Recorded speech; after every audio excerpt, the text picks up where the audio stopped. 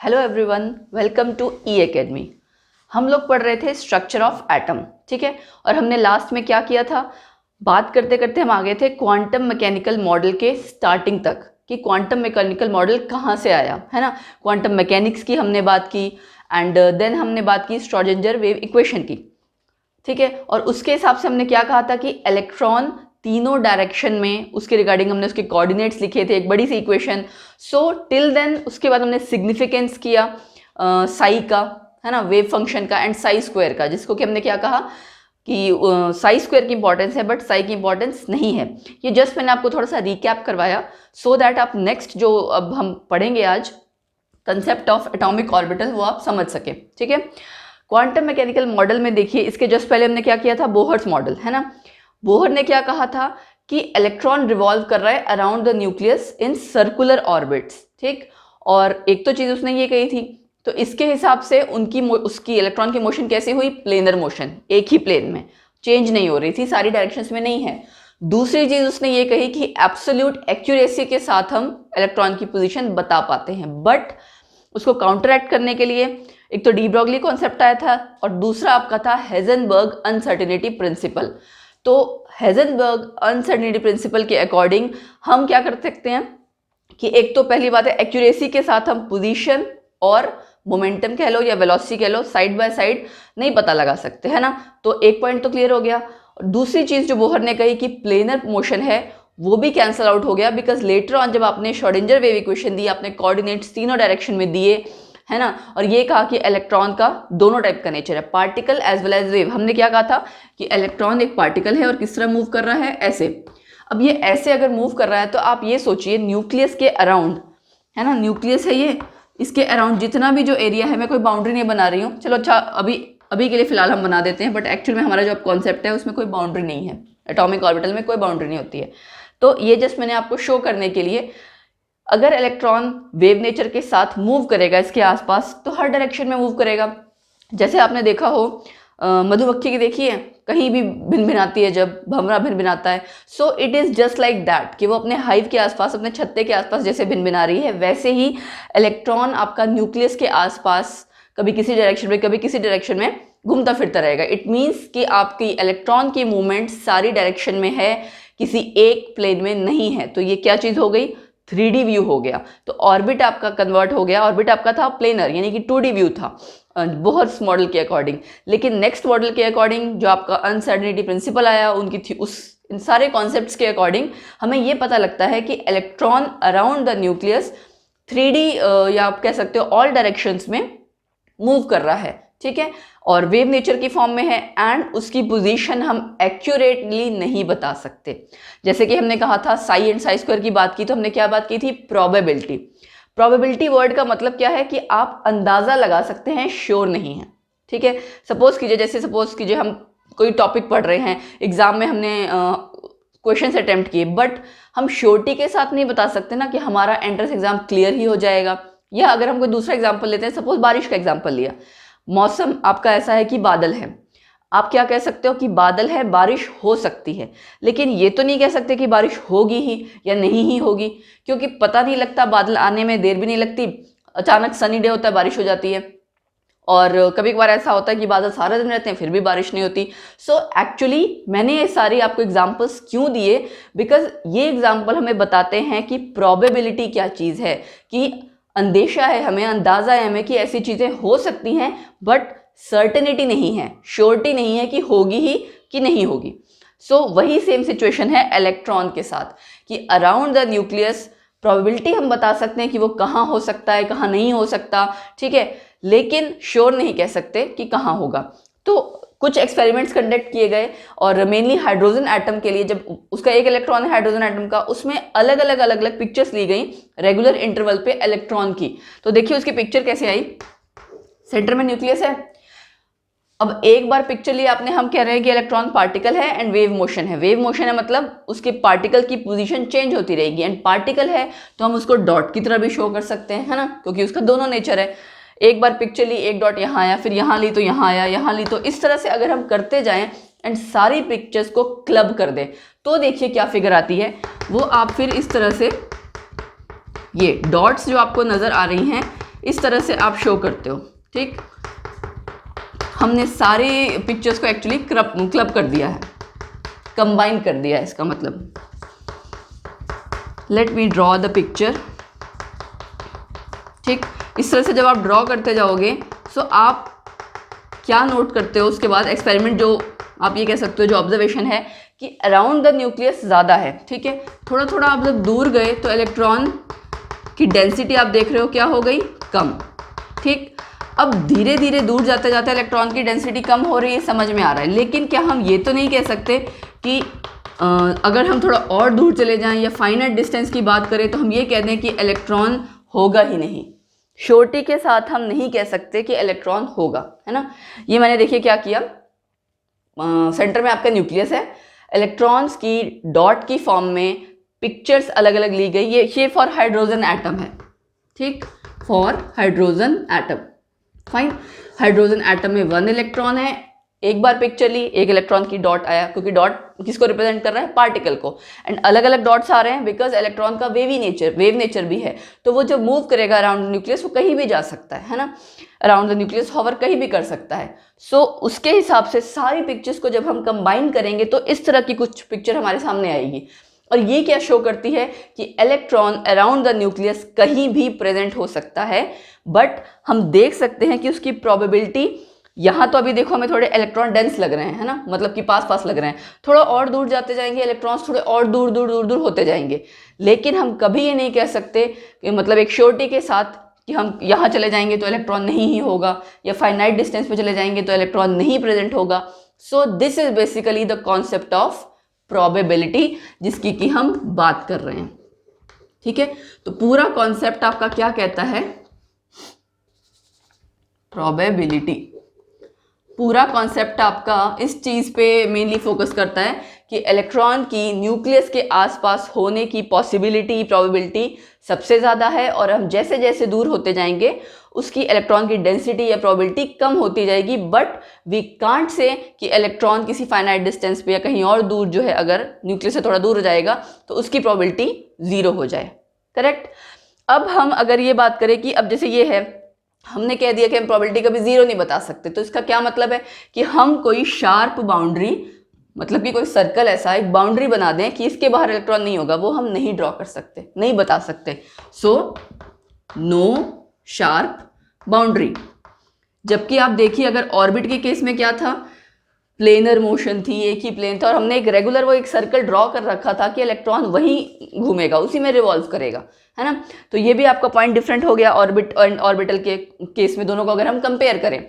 Then बात आती है इलेक्ट्रॉन क्लाउड की, कि इलेक्ट्रॉन क्लाउड क्या होता है। इलेक्ट्रॉन क्लाउड देखिए, अगर हम आप ये देखें, इलेक्ट्रॉन क्लाउड ही है, इलेक्ट्रॉन का बादल अराउंड द न्यूक्लियस। बिल्कुल सिंपल लैंग्वेज में अगर हम कहें तो यही है, इलेक्ट्रॉन का बादल कहाँ होगा, अराउंड द न्यूक्लियस। तो हम ये कह सकते हैं द रीजन ऑफ स्पेस, कि वो एरिया, वो स्पेस जो कि अराउंड द न्यूक्लियस है, जहाँ पे प्रोबेबिलिटी है इलेक्ट्रॉन की होने की in the form of dots, और वो किसी पर्टिकुलर एनर्जी को लेके है जिसके के बारे में हम बात कर रहे हैं, है ना। इलेक्ट्रॉन, अब एनर्जी की बात क्यों आई, क्योंकि इलेक्ट्रॉन अगर कहीं कहीं आपका प्रेजेंट है उसके पास कुछ तो एनर्जी है ना, तो इसीलिए इलेक्ट्रॉन को हमने डॉट्स में रिप्रेजेंट किया, ऑफ गिवन एनर्जी की बात की। ठीक, तो अब हम नेक्स्ट करते हैं इलेक्ट्रॉन क्लाउड की डेफिनेशन एंड एटॉमिक ऑर्बिटल। दोनों में फर्क क्या है देखिए, इलेक्ट्रॉन क्लाउड आपका वो एरिया और रीजन है या स्पेस है अराउंड द न्यूक्लियस जहां इलेक्ट्रॉन की होने की प्रोबेबिलिटी है, एंड आप ये कह सकते हो कि जहां पे हमने इलेक्ट्रॉन को रिप्रेजेंट किया है of in the form of dots. ठीक, एंड एटॉमिक ऑर्बिटल आपका वो है 3 dimensional space around the nucleus, है तो 3 dimensional he, around the space around the nucleus भी है, जहां पे इलेक्ट्रॉन की होने की प्रोबेबिलिटी मैक्सिमम है। ठीक, तो आपको आई थिंक इलेक्ट्रॉन क्लाउड और एटॉमिक ऑर्बिटल ऑलमोस्ट सिमिलर है, बस हम एटॉमिक ऑर्बिटल की जब बात करते हैं तो हम ये कहते हैं कि इलेक्ट्रॉन हमारा न्यूक्लियस के आसपास उसकी जो एक हम डिफाइन कर सकते हैं कि यहाँ उसकी प्रोबेबिलिटी होने की, प्रोबेबिलिटी उसके होने की सबसे ज़्यादा है, उसने से हम एरिया को क्या कह देते हैं, एटॉमिक ऑर्बिटल। तो चलिए अब करते हैं इलेक्ट्रॉन क्लाउड की definition, atomic orbital and orbit और ऑर्बिटल की आप कह सकते हो difference, and it is very important. ठीक, बाकी इस जो कॉन्सेप्ट था ये आपको कोरिलेट करना आना चाहिए कि बोहर मॉडल आपका क्यों क्या कहते हैं कि फेल हुआ है ना, उसकी लिमिटेशंस जो थी वो यहाँ पे आपकी आई थिंक क्लियर आउट हो गई होंगी कि नया मॉडल क्यों आया और किस बेसिस पे आया, किन कॉन्सेप्ट्स के बेसिस पे आया। ठीक, सो मूव ऑन करते हैं electron cloud and atomic orbital. So electron cloud देखिए कैसे डिफाइन करेंगे हम, द रीजन और स्पेस अराउंड द न्यूक्लियस, जो कि क्या बताता है हमें कि हमारा इलेक्ट्रॉन कहाँ प्रेजेंट है।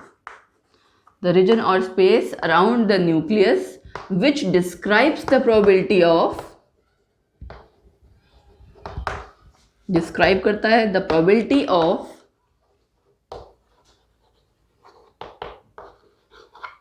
Finding the electron of given energy,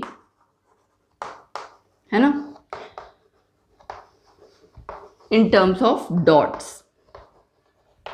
given energy की बात मैंने क्यों की, क्योंकि ऑब्वियसली कुछ ना कुछ एनर्जी उसकी होगी, of given energy in terms of dots, क्योंकि आप डॉट्स की फॉर्म में दिखा रहे हो। और डॉट्स की फॉर्म में क्यों दिखा रहे हो, क्योंकि आपका इलेक्ट्रॉन का wave as well as particle nature दोनों है। तो रीजन और space around the nucleus which describes the probability of finding the electron of given energy in terms of dots. ठीक है। अच्छा, दूसरी बात ये कि हमने कहा कि हम बाउंड्री तो बना नहीं सकते, लेकिन जब हम स्टडी करते हैं तो कन्वीनियंस के लिए एक बाउंड्री ड्रॉ कर देते हैं, जस्ट अपनी कन्वीनियंस के लिए। एक्चुअल में कोई शार्प बाउंड्री नहीं होती है ऑर्बिटल की। ठीक है। अच्छा, दूसरी चीज़ है आपकी क्या, एटॉमिक ऑर्बिटल। एटॉमिक ऑर्बिटल आपका कैसे डिफाइन करोगे, काफ़ी इंपॉर्टेंट है, इसकी डेफिनेशन पूछी जाती है।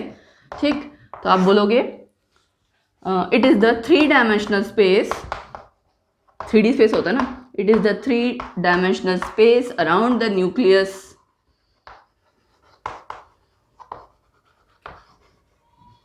है ना। इसमें और इसमें थोड़ा सा फर्क है बस, कि जहाँ पे आपकी प्रोबेबिलिटी ऑफ इलेक्ट्रॉन मैक्सिमम होगी, दैट्स इट, और कुछ नहीं है।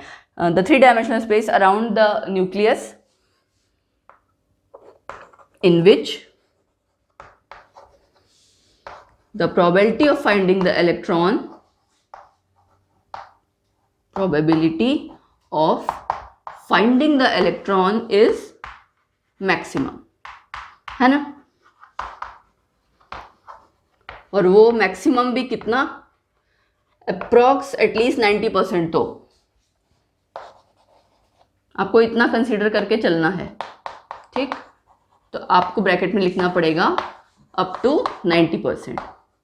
इसकी डेफिनेशन पूछी जाती है and it is very important. और ऑर्बिट और ऑर्बिटल, जो कि हम डिफरेंस अब नेक्स्ट करेंगे, वो ज़रूर पूछा जाता है। तो देखिए हमने क्लियर कर दिया एक तो 3 डायमेंशनल स्पेस वाली चीज़, जो आपका पिछले मॉडल के हिसाब से यहाँ नया मॉडल में आपका चेंज हुआ है।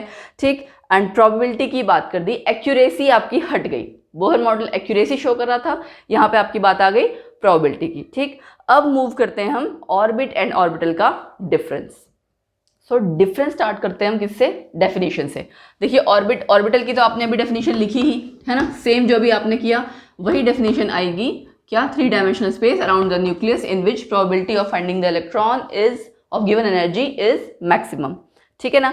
यहाँ आप क्या कहोगे, well defined circular paths in which electron revolve around the nucleus. ये मैं दोबारा से लिख देती हूँ, well defined circular path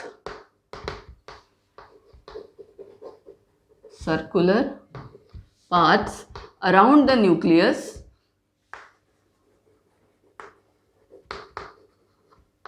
in which electron revolve।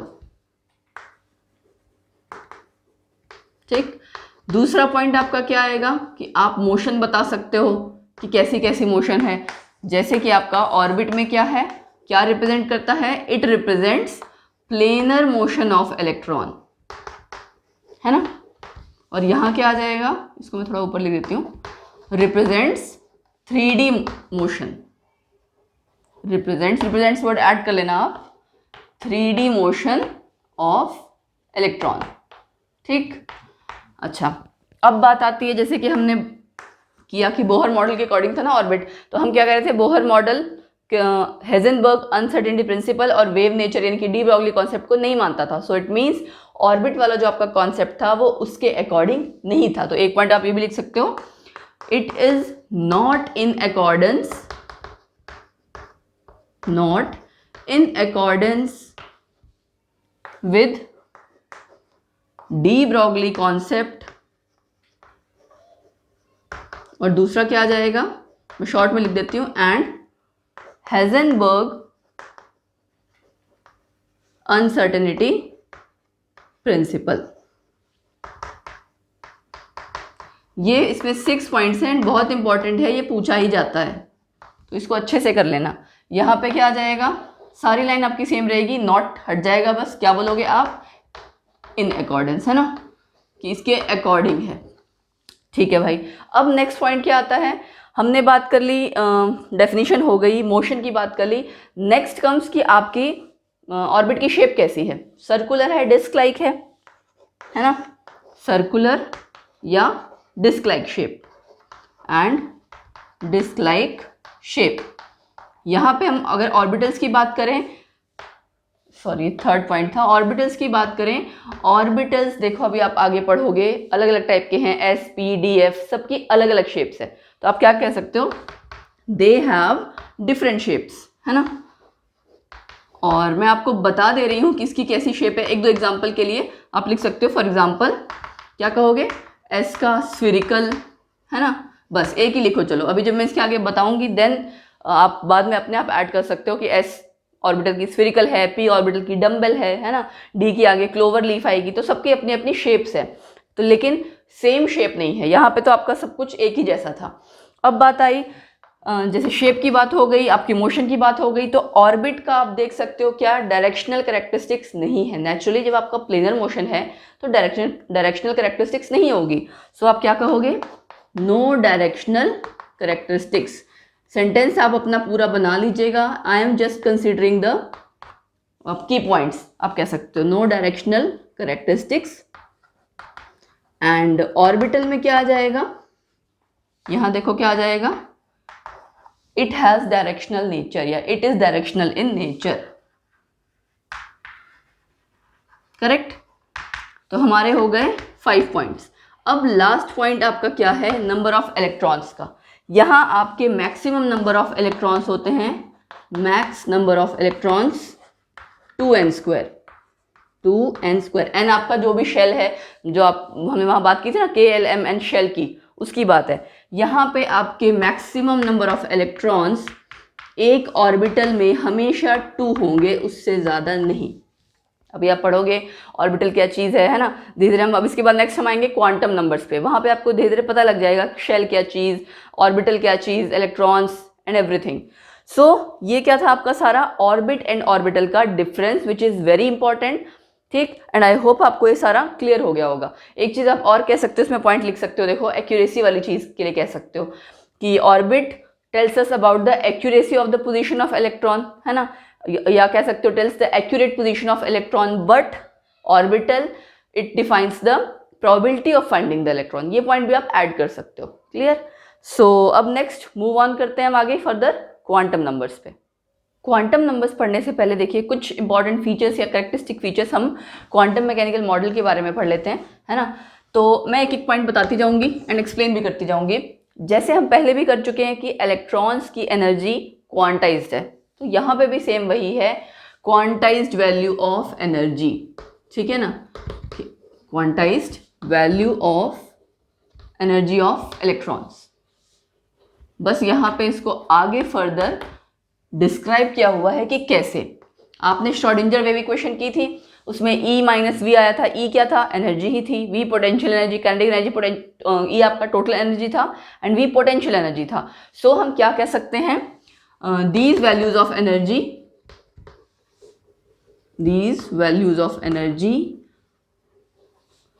comes from the solution of Schrodinger wave equation, comes from the solution of Schrodinger wave equation,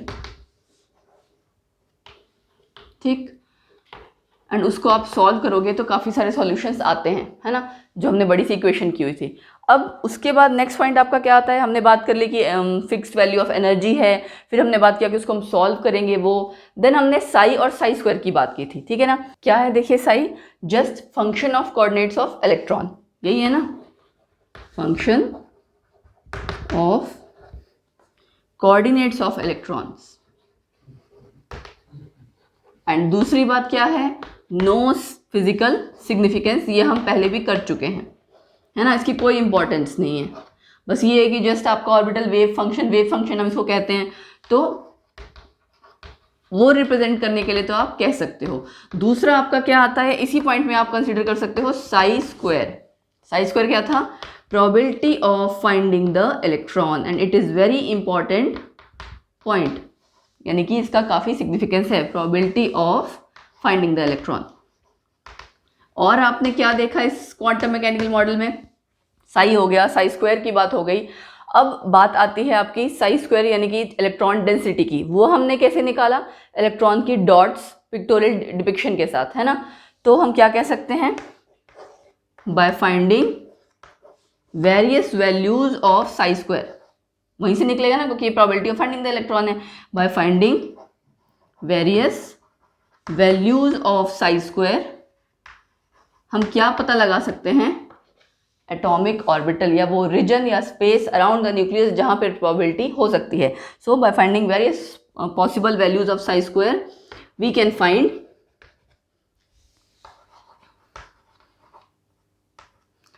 reason और space जहां पे इलेक्ट्रॉन की होने की प्रोबेबिलिटी मैक्सिमम हो, where probability of finding the electron is maximum. ठीक है ना, ये सारे वही पॉइंट है, देखिए इसको आपको रटने की जरूरत नहीं है, मैं इसको एक एक करके इसलिए बता रही हूँ सो दैट, क्योंकि हमने जो पॉइंट डिस्कस किए हम सोच सोच के लिखते जा रहे हैं, है ना। Probability of finding the electron is maximum. अच्छा, अब क्या पॉइंट रह गया और एक्स्ट्रा, हमने बात कर ली इलेक्ट्रॉन क्लाउड की भी। एंड नेक्स्ट कम्स आपका आता है, देखो ऑर्बिटल वेव फंक्शन बताता क्या है। ऑर्बिटल वेव फंक्शन एक तरह से हम ये कह सकते हैं, it gives the whole information, या आप ये कह सकते हो सारी इंफॉर्मेशन है इसके पास इलेक्ट्रॉन की, है ना। सो ऑर्बिटल वेव फंक्शन, इसको मैं शॉर्ट में लिख दे रही हूँ, ऑर्बिटल वेव फंक्शन, ठीक, हाइफन करके मैंने लिख दिया, ऑल इंफॉर्मेशन अबाउट इलेक्ट्रॉन, क्योंकि आप कैलकुलेट सॉल्व कर रहे हो इस इक्वेशन को तभी आ रहा है ना। अगर साई ना हो तो बिना साई के आप कैलकुलेट भी नहीं कर पाओगे, साई स्क्वायर की वैल्यू नहीं निकाल पाओगे, एंड आप फर्दर प्रोबेबिलिटी भी नहीं निकाल पाओगे। तो क्वांटम मैकेनिकल मॉडल में बेसिकली आपका जो सारा, एक तो डायरेक्शनल नेचर आ गया, 3D मोशन आ गया, उसी पे बेस्ड ये सारे पॉइंट्स हैं।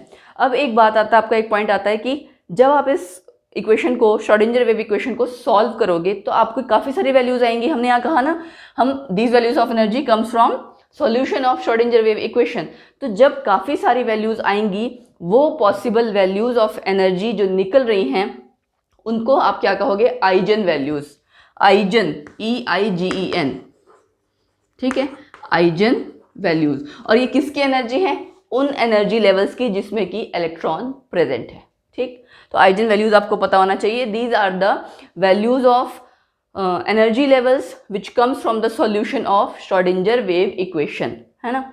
तो आप ये मेंशन कर सकते हो, और जो उसके करस्पॉन्डिंग वेव फंक्शन होगी, एक तो होती है देखो वैल्यू, और एक होता है करस्पॉन्डिंग उसका वेव फंक्शन क्या था, साई क्या था, है ना, वो आपका हो जाएगा आइजन फंक्शन। ठीक, आइजन वैल्यूज, आइजन फंक्शन। तो ये था हमारा सारा क्वांटम मैकेनिकल मॉडल। अब इसमें आपका ऑलमोस्ट सारी चीज़ें कवर अप हो गई हैं। नेक्स्ट जो आपकी बात आती है वो है क्वांटम नंबर्स की। क्वांटम इसी नाम पे ही है, क्वांटम नंबर्स। मैं थोड़ा सा आपको आइडिया दे देती हूँ। क्वांटम नंबर क्या है, बेसिकली एक तरह से हम कह सकते हैं इलेक्ट्रॉन का एड्रेस। ठीक, अब हमें धीरे धीरे पता लगेगा, अभी तक तो हम क्या कहते थे कि खाली शेल है इलेक्ट्रॉन, और सेंटर में न्यूक्लियस है, उसके आसपास आपका क्या है, शेल है जिसमें कि इलेक्ट्रॉन रिवॉल्व कर रहा है।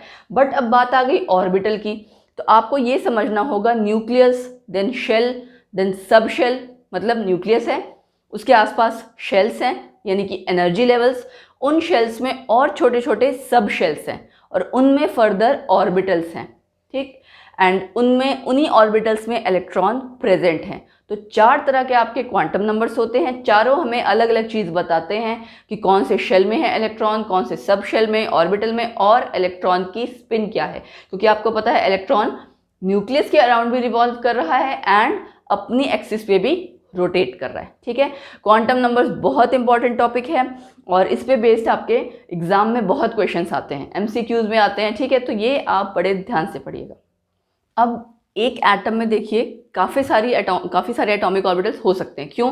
क्योंकि वेव फंक्शन की कई वैल्यूज हो सकती हैं, तो नेचुरली उसी के बेसिस पे हम क्या कहेंगे कि एक एटम में कई सारे एटॉमिक ऑर्बिटल्स हो सकते हैं। अब उन एटॉमिक ऑर्बिटल्स को अगर हमें डिस्टिंग्विश करना हो, पता लगाना हो, उनमें आपस में फ़र्क पता लगाना हो, तो कैसे पता लगा सकते हैं? या तो साइज़ में, छोटा है, बड़ा है, किस तरह का है, शेप, ठीक है, और तीसरा ओरिएंटेशन। ओरिएंटेशन का मतलब क्या है कि हम डायरेक्शन की बात कर रहे हैं। ठीक, ये तीनों चीज़ ही आपकी रिप्रेजेंट होती हैं या इनका कह सकते हैं कि पता लगता है 3 क्वांटम नंबर्स से। ठीक है, क्या क्या है वो क्वांटम नंबर्स?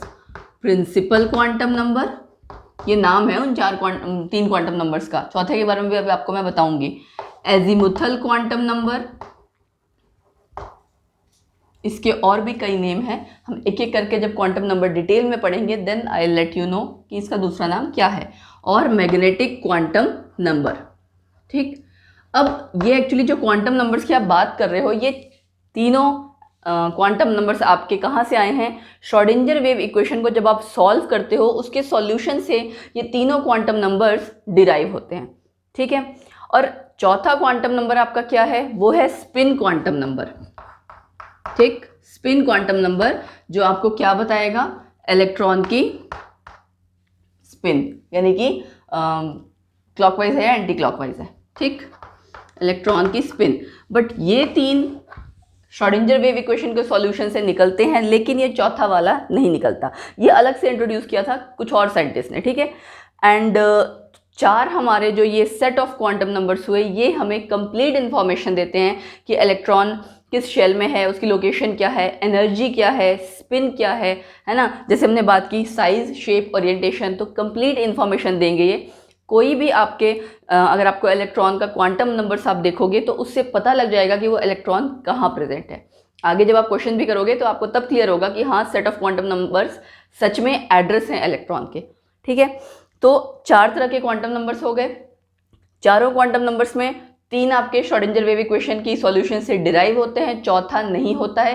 ये एक बहुत इंपॉर्टेंट पॉइंट है क्योंकि इससे रिलेटेड एमसीक्यू पूछा ही जाता है। Which one of these quantum numbers are not derived from Schrodinger wave equation? तो आपको चौथा वाला यानी कि स्पिन क्वांटम नंबर बताना होता है, मतलब आपको ऑप्शन वो चूज करनी होती है। तो अब बात आती है कि एक एक क्वांटम नंबर हम पढ़ेंगे डिटेल में। ठीक है, लेकिन उससे पहले हम क्या कह सकते हैं? क्वांटम नंबर को डिफाइन कैसे कहेंगे? Set of quantum number is defined as set of 4 numbers, 4 हुए ना, 4 नंबर्स विच डिस्क्राइब द या which defines the complete information of the, which describes the complete information of the electron, information of the electron. That is क्या क्या बताएगा? Location, ये आप just अपने से लिख देना, लोकेशन, एनर्जी, है ना। और लोकेशन का मतलब कि वो डिस्टेंस बताएगा कि कितनी दूर है, एनर्जी बताएगा, है ना, स्पिन एक्सेट्रा। ठीक, तो एक तरह से ये क्या हो गया? एड्रेस हो गया इलेक्ट्रॉन का कि आपका इलेक्ट्रॉन कहाँ प्रेजेंट है, कैसे प्रेजेंट है। अब हम करते हैं एक एक क्वांटम नंबर डिटेल में कि कौन सा क्वांटम नंबर क्या बता रहा है, कैसे रिप्रेजेंट होगा, कहाँ उसका कैसे यूज है। ठीक, तो शुरुआत करते हैं सबसे पहले प्रिंसिपल क्वांटम नंबर से। प्रिंसिपल क्वांटम नंबर देखिए क्या बताएगा, नाम से पता लग रहा है प्रिंसिपल वर्ड मतलब मेन चीज, है ना। तो it will tell you about something main. तो क्या बताएगा वो है आपका शेल की इलेक्ट्रॉन किस शेल में प्रेजेंट है। प्रिंसिपल एनर्जी लेवल बोलो या शेल बोलो, it is the same thing. Principal quantum number आपका, पहले तो देखिए किससे हम इसको डिनोट करते हैं। प्रिंसिपल क्वांटम नंबर, इसको आप डिनोट करते हो स्मॉल n से। ठीक, आपको याद आ गया होगा स्मॉल n सब जगह आ रहा था फॉर्मूले में, ये वही स्मॉल n है। पहला पॉइंट ये हो गया, स्मॉल n से आप डिनोट करते हो। दूसरा पॉइंट क्या बताता है हमें?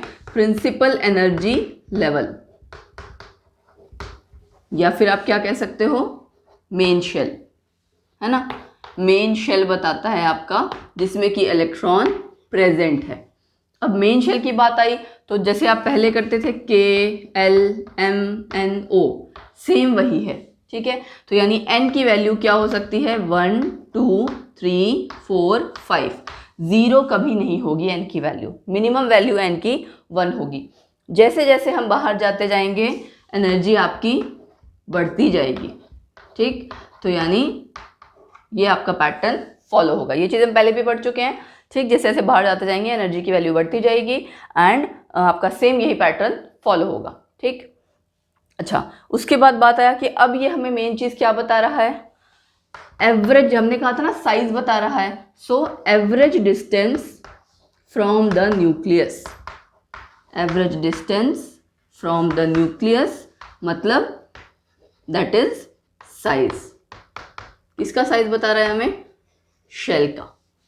ये बता रहा है ना कि आपका जो शेल है उसकी क्या, उसका साइज क्या है, इलेक्ट्रॉन कितनी दूरी पे है। सपोज कीजिए जैसे ये है इलेक्ट्रॉन, अगर इतनी दूरी पे, ये इसका डिस्टेंस हुआ, ठीक, या फिर आपका इलेक्ट्रॉन यहाँ है, ये इसका डिस्टेंस हुआ। तो ये एक तरह से अगर आप इसको इस तरह से शो कर लो, ये आपकी आप कह सकते हो कि हमने जो बाउंड्री शो की है एटॉमिक ऑर्बिटल की नहीं है, ये जस्ट हम अपनी कन्वीनियंस के लिए शो कर रहे हैं। तो ये अगर एवरेज डिस्टेंस बता रहा है एक तरह से, तो साइज बता रहा है ना ऑर्बिटल का, छोटा है या बड़ा है। So average distance from the nucleus ये हमें बताता है, एंड वो हमें उससे हमें क्या पता लगता है, साइज। उसके बाद नेक्स्ट बात आती है एनर्जी की। एनर्जी बताता है ये शेल की, एनर्जी ऑफ द शेल। कैसे, आपने फॉर्मूला किया था ना बोहर्स का, क्या था, -2π² me⁴ और डिनोमिनेटर में n²h²। सेम वही फॉर्मूला यहाँ पे फिर से आ गया। ये हमें एनर्जी बताता है शेल की, मेन शेल की, ठीक है।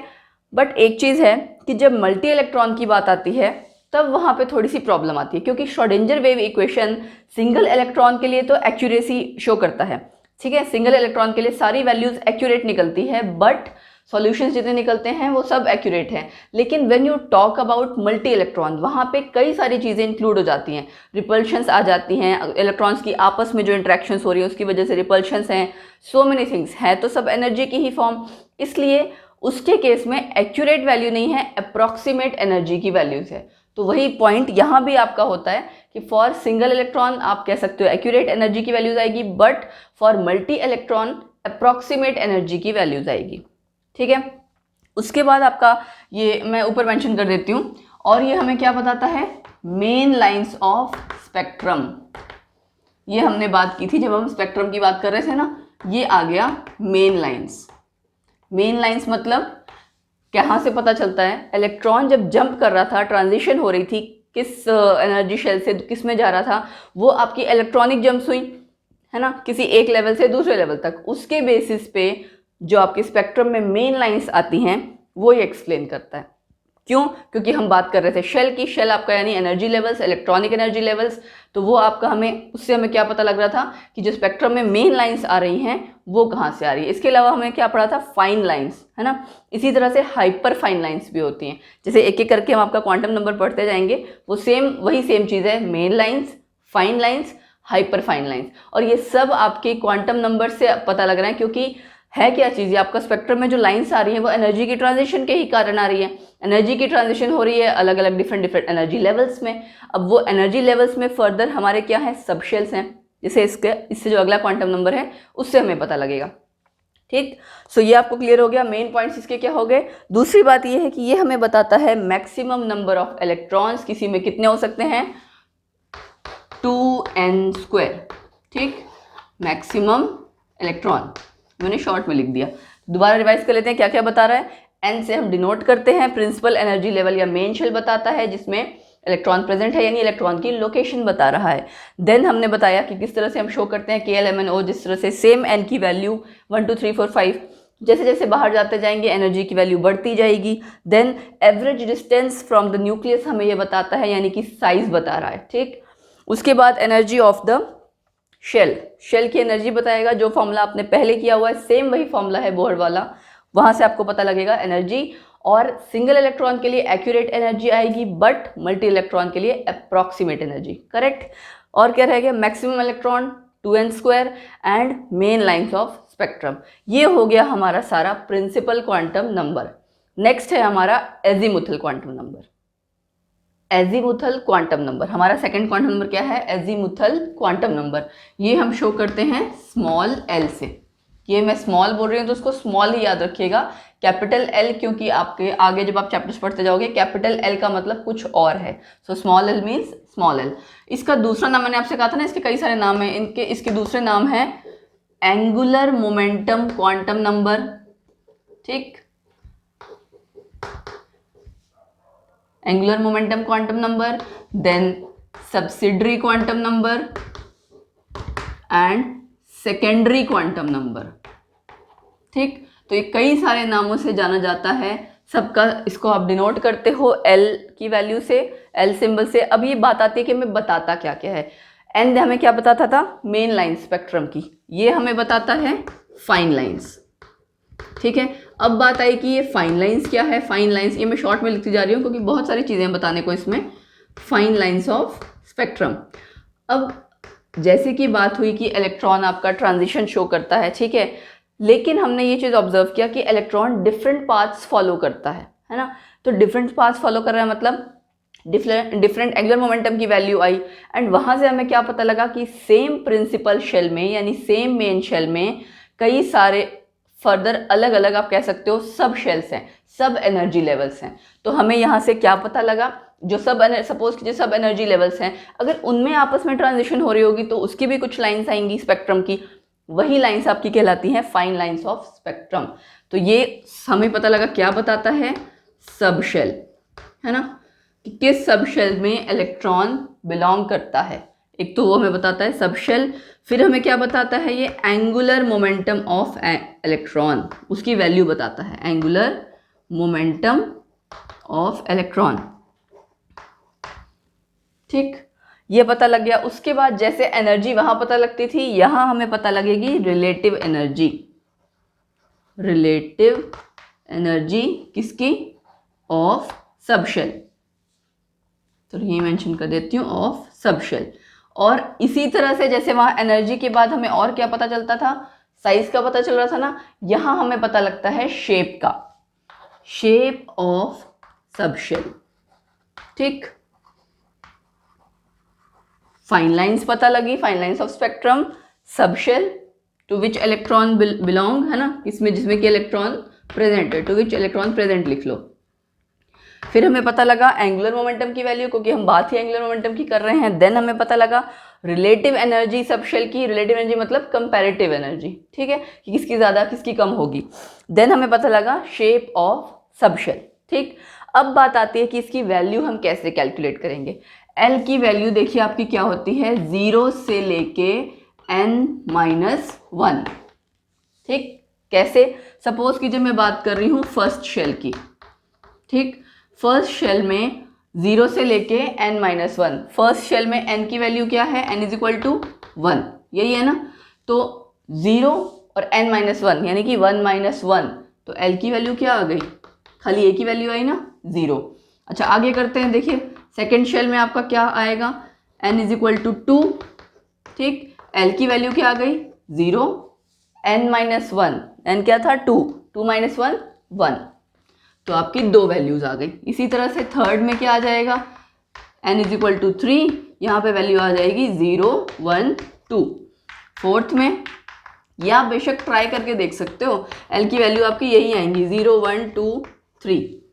ठीक, तो आप अगर देखो तो हमें पता लग रहा है जो आपका शेल का मेन शेल का नंबर है, जैसे n इज इक्वल टू 1 है ना, तो ये 1 था तो एक ही वैल्यू होगी आपकी सब शेल की। मतलब एक शेल है, अगर आपका फर्स्ट शेल है तो उसमें एक ही सब शेल होगा, सेकेंड शेल है तो उसमें 2 सब शेल्स हो गए।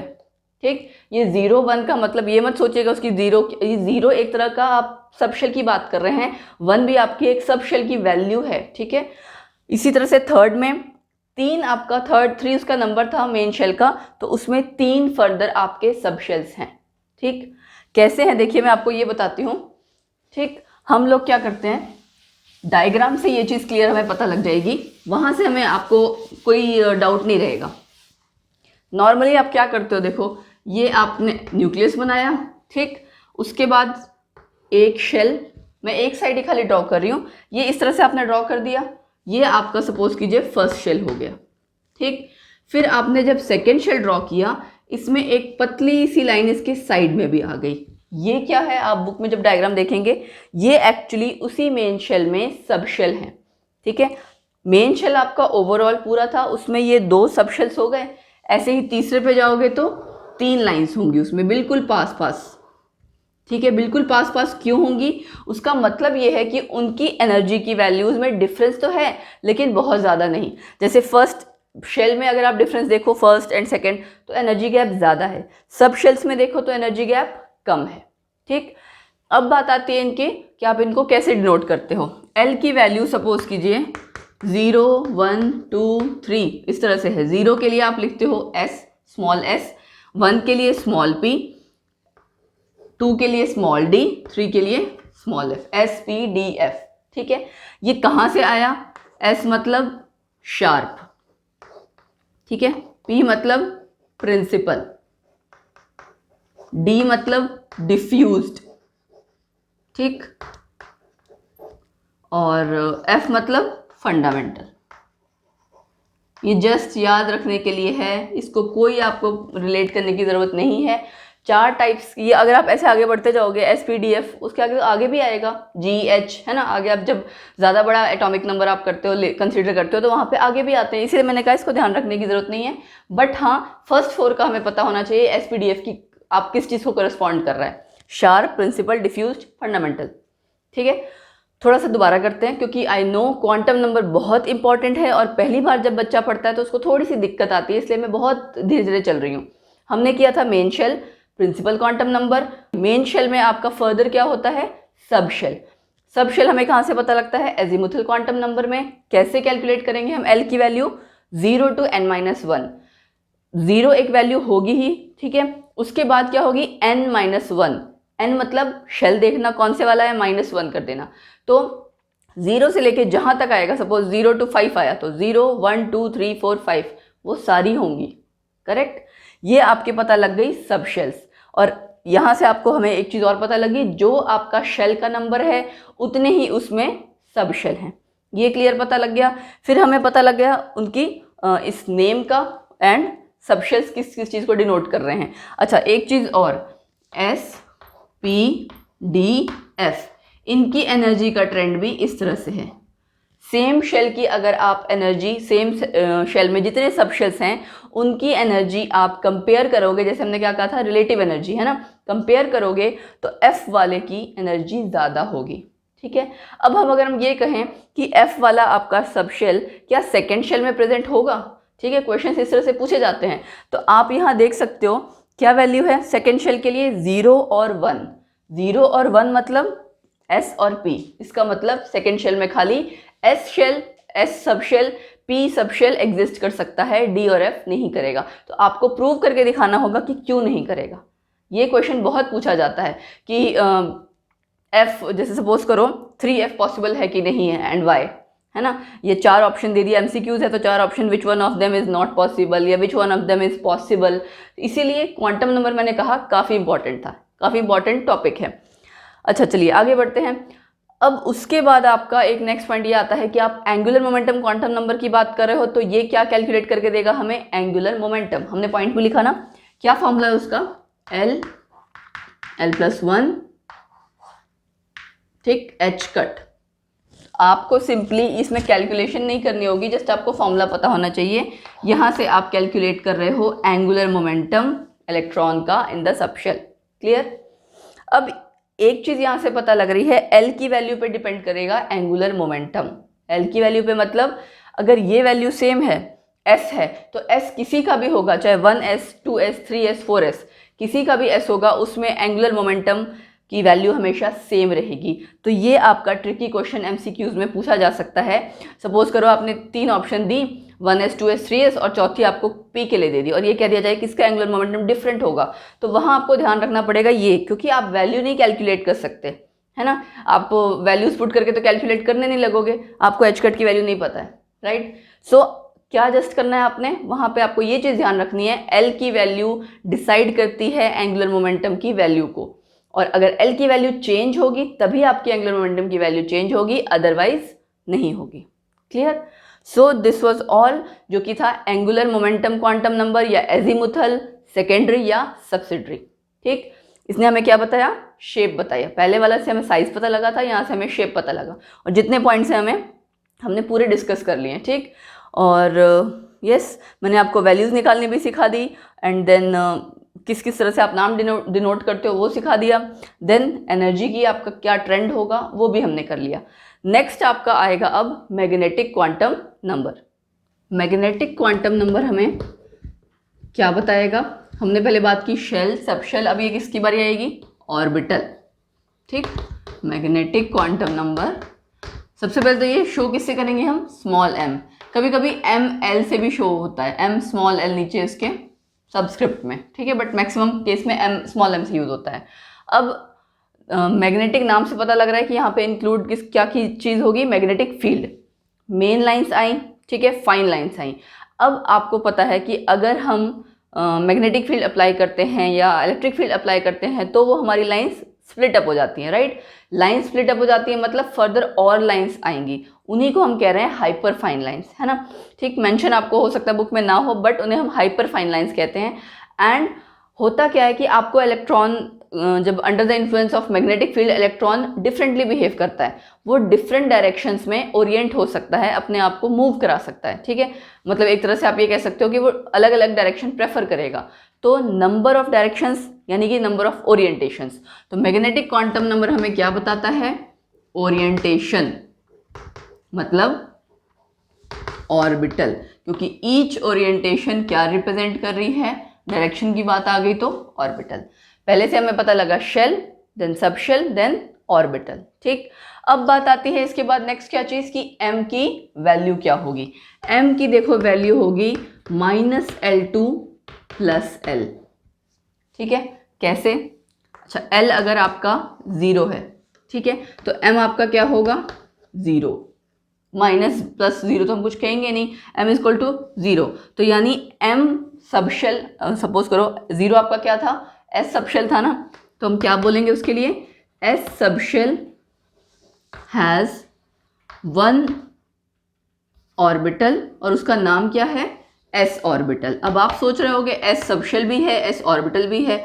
यस, सब शेल में फर्दर ऑर्बिटल्स होते हैं उसके अंदर, और हम उनको सेम नेम से ही डिनोट करते हैं। ठीक है, अब हम मूव करते हैं, देखो L = 1 पे। ठीक है, यहाँ m की वैल्यू क्या हो सकती है? -1 से +1, है ना? 1 की वैल्यू आप यहाँ पे अगर पुट करोगे -L2 + L, तो क्या बोलोगे? -1 से +1, तो -1 0 + 1, 0 मत भूल जाना क्योंकि यहाँ पे 2 है बीच में। -1 से +1 तक सारी वैल्यूज आएंगी, यानी इसका क्या मतलब हो गया? 3 सब शेल्स, है ना? Sorry, 3 orbitals.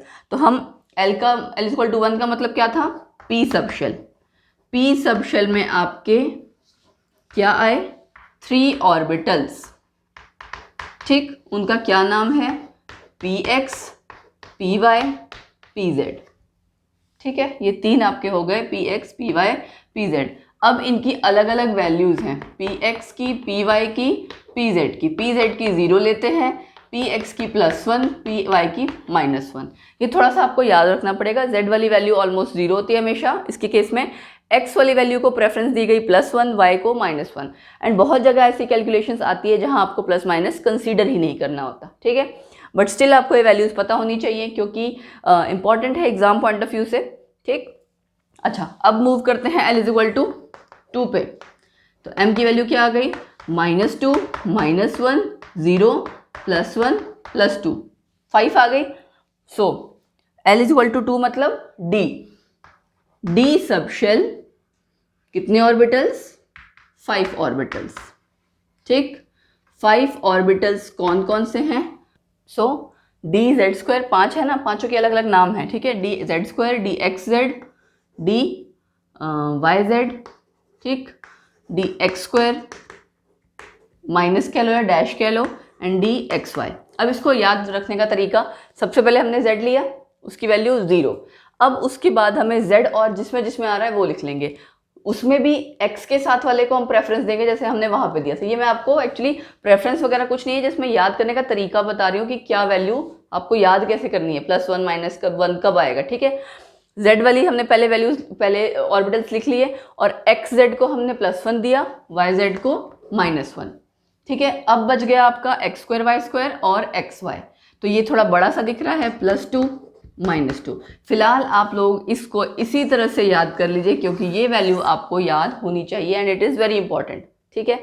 अब बात आती है इससे अगले की, जैसे आप देख रहे हो 1 3 5, अगले में आप चेक करोगे 7 आएगा। अगला है आपका f सबशेल में आपका 7 ऑर्बिटल्स आएंगे, ठीक है। उसके आगे फर्दर आपको नेम्स एंड ऑल कुछ नहीं करना है, आपके सिलेबस में भी शेप्स खाली SPD तक है, उसके बाद नहीं है, जस्ट आपको पता होना चाहिए, ठीक है। तो SPDF जैसे जैसे आप सबशेल चेंज करते जाओगे वैसे ही आप देख सकते हो ऑल्टरनेट आ रहा है, ऑड वाला 1 3 5 7 9 आएगा फिर, ठीक।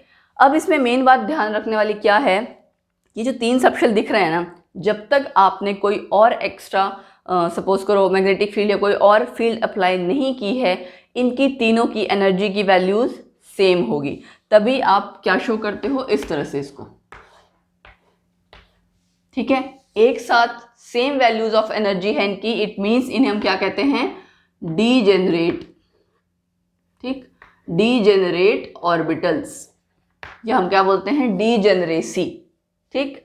सो हमने इसमें क्या देखा, ओरिएंटेशन, ऑर्बिटल का पता लगा, देन हमने कैलकुलेट किया वैल्यू कहाँ से आएगी, -L2 + L, फिर हमने वो कैलकुलेट करके देखा कि किस में कितनी है, S सबशेल में S ऑर्बिटल, P में आपके 3 हैं, D में 5, F सबशेल में 7, ठीक है। उनके नाम एंड वैल्यूज़ हमने किए, कहाँ कहाँ क्या क्या आएगा, और हमने ये किया कि जब तक आप कोई एक्स्ट्रा फील्ड इस तरह से अप्लाई नहीं कर रहे हो वो एनर्जी लेवल्स सेम लेवल पे रहेंगे एंड उनकी वैल्यूज़ एनर्जी की सेम रहेगी, और उसे हम क्या कहते हैं, डीजेनरेट एनर्जी ऑर्बिटल्स या एनर्जी लेवल्स, ठीक। या वर्ड आपका क्या आता है, डीजेनरेसी, क्लियर।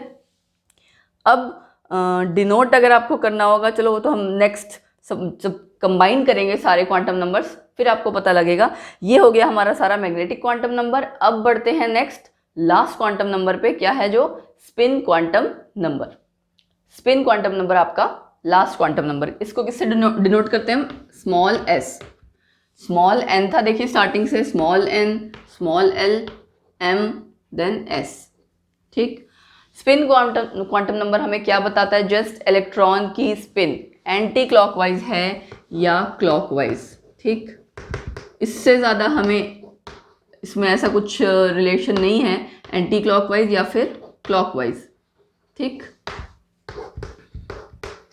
दोनों की वैल्यू क्या होगी, क्लॉकवाइज वाले की +½ इसकी बाय डिफ़ॉल्ट हम -½ ले लेते हैं, ठीक है। क्लॉकवाइज को हम वैसे ही कंसीडर कर लेते हैं +½ अब इसमें ध्यान रखने वाली क्या चीज़ है, जैसे एंगुलर मोमेंटम होता है वैसे ही आपका स्पिन, इलेक्ट्रॉन की स्पिन के कारण भी एंगुलर मोमेंटम आएगा, तो वो आपका किससे कैलकुलेट होगा, s+1, है ना। आपने कैलकुलेट देखिए जैसे किया था, सेम वैसे ही आप क्या करोगे, इसको दोबारा लिखती हूँ,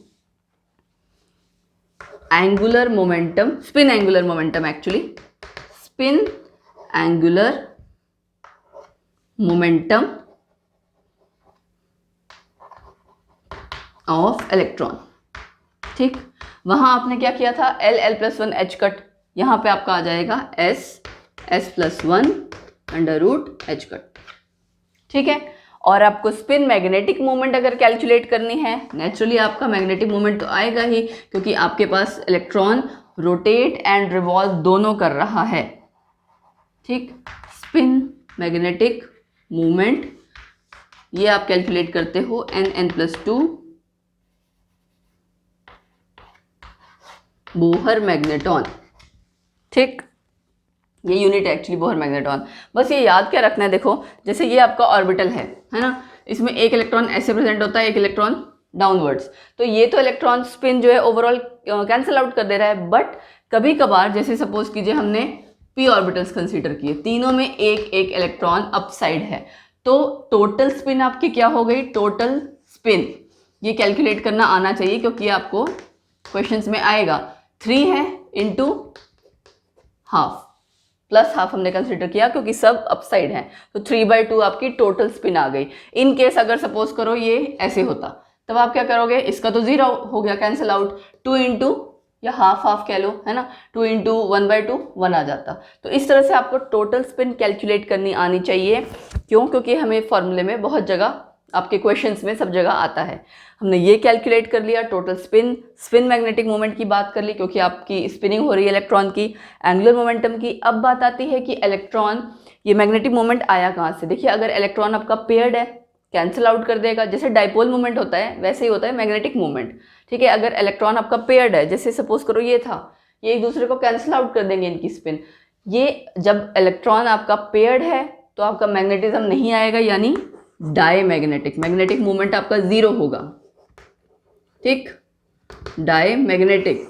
लेकिन अगर, इसको लिख देती हूँ मैं, पेयर्ड इलेक्ट्रॉन्स के केस में होगा, है ना। लेकिन अगर अनपेयर्ड इलेक्ट्रॉन है तो क्या हो जाएगा, पैरामैग्नेटिक। ठीक, या पैरामैग्नेटिज्म वो शो करेगा। आगे आपसे पूछे जाएंगे कंपाउंड से बहुत जगह आएगा कि कौन पैरामैग्नेटिज्म शो कर रहा है, कौन डायमैग्नेटिज्म शो कर रहा है, उस वो आपने ऐसे ही पता लगाना कि कंपाउंड में अनपेयर्ड इलेक्ट्रॉन है या नहीं है। ठीक, तो ये हमारे हो गए चारों क्वांटम नंबर्स।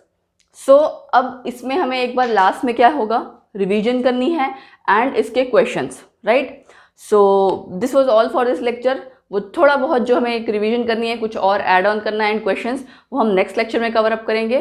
टिल देन आप यहाँ तक ये सारा अच्छे से रिवाइज कर लीजिए, so that next time questions करने में आपको कोई प्रॉब्लम ना आए। लाइक शेयर सब्सक्राइब करना बिल्कुल मत भूलिए। ज़्यादा से ज़्यादा आप शेयर कीजिए अपने फ्रेंड्स के साथ। लॉकडाउन आपका बहुत टाइम हो चुका, कोरोना फेज सब ये चलता रहेगा, बट पढ़ाई नहीं रुकनी चाहिए। फाइन, एंड स्कूल्स भी अब खुलने वाले हैं, ऑलमोस्ट खुल ही गए हैं, आप ये कह सकते हैं, बड़ी क्लासेस के लिए तो खुल ही गए हैं। सो अपनी पढ़ाई दोबारा से स्टार्ट कीजिए, शेयर कीजिए, सब्सक्राइब कीजिए चैनल पे अगर आप नए आए हैं। Thanks a lot, bye bye, take care.